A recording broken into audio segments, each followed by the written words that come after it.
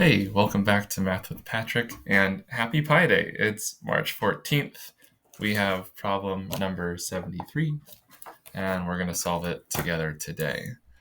I'm a little bit disappointed that I don't see any pies in today's problem, but so be it. We're supposed to show that this looks like an infinite series, an infinite geometric series, is equal to 14. So just kind of working through those vocab words, infinite just means that it'll go on forever. So these dot dot dots imply that we're going to keep on adding stuff together.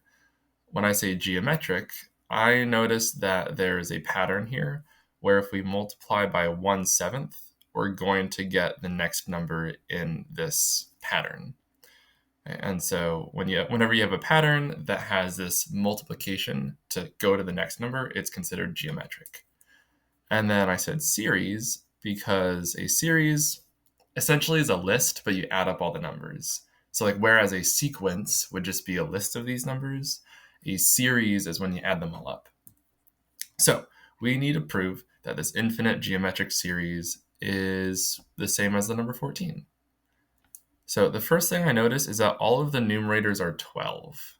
So I have 12, here it's kind of like 12 over 1. And so in a way, the numerator is still 12. And I'm going to factor out this 12 from all of the terms in my infinite series.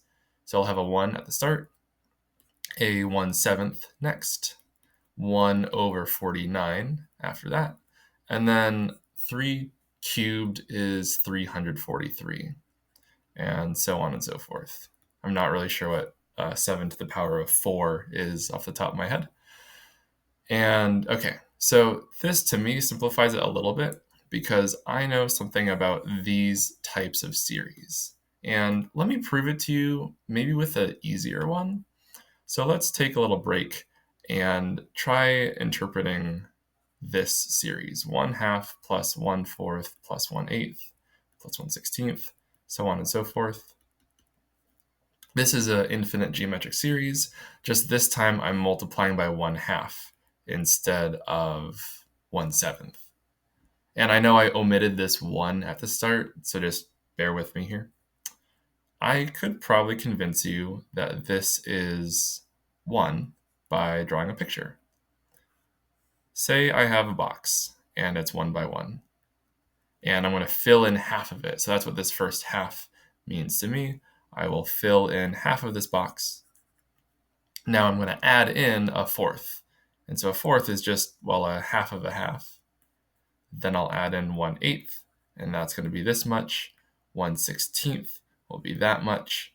The next number will be 1 over 32, or 1/32. And you might be able to tell that this pattern, if it continues infinitely, will eventually fill in this 1 by 1 square. So this infinite series equals 1. And if we try the same thing with 1/3, so 1/3 plus 1/9 plus 1 over 27th, thinking like, how should I demonstrate this? What if we think about having a circle this time? And how about, it's kind of hard to really find out the right way to do it, but let's pretend that these three pieces are the exact same size. And if I do that, I could fill in 1/3. And then I could do the same thing where I kind of split this into 3 parts. I could color in the bottom part. So that's a 1/9 because it's a third of a third. And with this pattern, you can kind of see that I'll be coloring in the bottom half of this circle. So if we continue this pattern, we're going to get 1/2. And actually, hold on, let me put those dot dot dots there because this has to be an infinite series for it to truly equal 1/2. Okay, and there might be a pattern that you could probably suss out from this, but let me do one more. So if I do like 1/4 plus 1/16 plus 1 over 64, I think I'll use that circle pattern again. So I'll draw a circle, and then you can kind of assume that there's going to be a perfect way to cut it. so that all four of these pieces are the same size. Then you can color in 1/4 of them. You're going to take this fourth in the middle, split it into 4 pieces as well. And ultimately, when you keep coloring in this one, you're going to get 1/3 of the whole circle colored in. So hopefully it's not too far-fetched to say that once I get to the 1/7 plus 1 over 49 plus 1 over 343, etc., that's going to be equal to 1 over, and then see how there's like a 3 and a 3 and a 4, a 2 and a 3. This number in the denominator is just going to be 1 less than this starting number here. So this series right here is 1/6.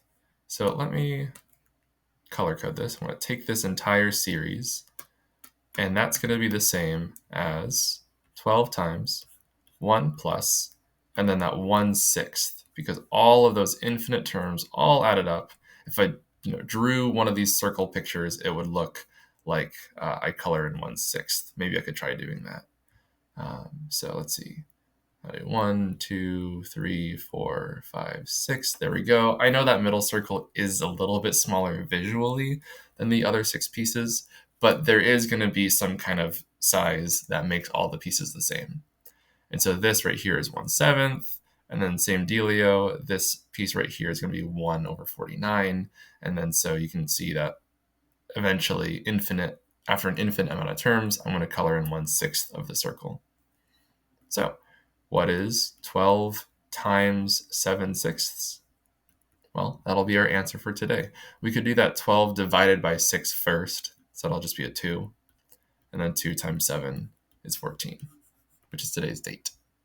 So hopefully this was an interesting problem dealing with these infinite series, and I hope you enjoyed seeing how these picture models can help you figure out how big these series will get, even after you add up an infinite amount of numbers. So answer is 14. We're all done. I'll see you tomorrow.